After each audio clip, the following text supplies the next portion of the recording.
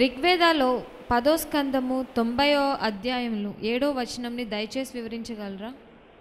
ఋగ్వేద 10వ స్కంద 90వ అధ్యాయము 7వ వచనమును ఏమని రాసి ఉందంటే, ప్రజాపతి అనే ఒక వ్యక్తి గురించి రాయబడినట్టు మనం స్పష్టంగా చూస్తూ ఉన్నాం. ఎవరైతే ఆ ప్రజాపతి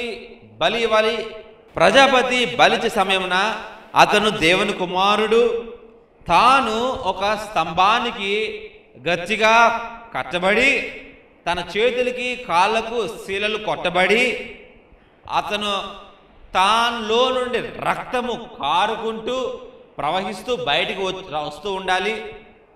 ఆయనకి ఏ ఒక్క ఎముక ఎరగబోకూడదు. ఆయన చనిపోయిన తర్వాత మళ్ళీ 3వ దినము తిరిగి లేచి తన జీవితం తాను వెనక్కి తెచ్చుకోవాలి. ఆయనే ప్రజాపతి. కానీ వేదాల్లో కానీ